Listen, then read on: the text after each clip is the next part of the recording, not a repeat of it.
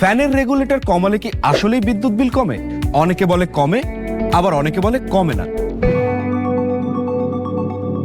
স্বাগতম সবাইকে নতুন এপিসোডে। আপনারা দেখছেন ইলেকট্রিকের খুঁটিনাটি পাওয়ার বাইট সুপারস্টার। আজকে আমরা একটি খুবই সাধারণ কিন্তু গুরুত্বপূর্ণ প্রশ্নের উত্তর খুঁজবো।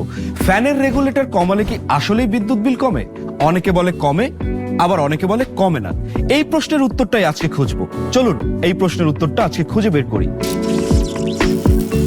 রেগুলেটরের কাজ হলো ফ্যানের মোটরে কতটুকু বিদ্যুৎ যাবে সেটা নিয়ন্ত্রণ করা। ফ্যানের যত স্পিড তত বেশি বিদ্যুৎ বিল, যত স্পিডে চলবে বিদ্যুৎ বিল তত আসবে। তবে এখানে একটা গুরুত্বপূর্ণ প্রশ্ন আছে, আপনার বাসায় আপনি কোন টাইপের রেগুলেটরটা ব্যবহার করছেন তার উপরেই নির্ধারণ হবে আপনার বিদ্যুৎ বিল। আগে ব্যবহার হতো কয়েল টাইপ রেগুলেটর। ফ্যানের গতি কমলে বিদ্যুৎ কমতো, কিন্তু রেগুলেটর সেই বিদ্যুতের একটা বড় অংশ নিজে গ্রহণ করে তাপ আকারে নষ্ট করে ফেলতো। মানে ফ্যানের মোটর কম নিত, কয়েল নিজে বেশি বিদ্যুৎ অপচয় করত, যার কারণে আগের বিদ্যুৎ বিলের মতোই বিদ্যুৎ বিল আসতো।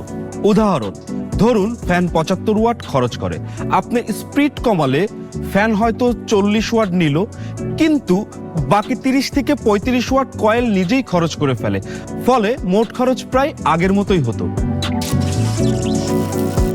আধুনিক রেগুলেটরে কয়েলের বদলে বিভিন্ন ধরনের ইলেকট্রনিক পার্টস বা ক্যাপাসিটর থাকে। এতে মোটরের স্পিড নিয়ন্ত্রণ হয়, কিন্তু অতিরিক্ত বিদ্যুৎ অপচয় হয় না। ফ্যান সাধারণত ফুল স্পিডে 75 ওয়াট খরচ করে। স্পিড অর্ধেক করলে ফ্যানের খরচ নেমে আসে 30 থেকে 40 ওয়াটে। আর কোনো কয়েল নেই যে বাকি 30 ওয়াট নষ্ট করবে, তাই আসলেই বিদ্যুৎ বিল কমে। সহজ ভাষায় বললে, পুরনো কয়েল রেগুলেটর বিদ্যুৎ অপচয় করে, আর নতুন ইলেকট্রনিক রেগুলেটর বিদ্যুৎ নষ্ট করে না বা অপচয় করে না। আর নতুন রেগুলেটরের ফ্যান যত কম স্পিডে চলবে তত বিদ্যুৎ বিল কম আসবে। তাহলে বন্ধুরা, উত্তর একেবারে পরিষ্কার।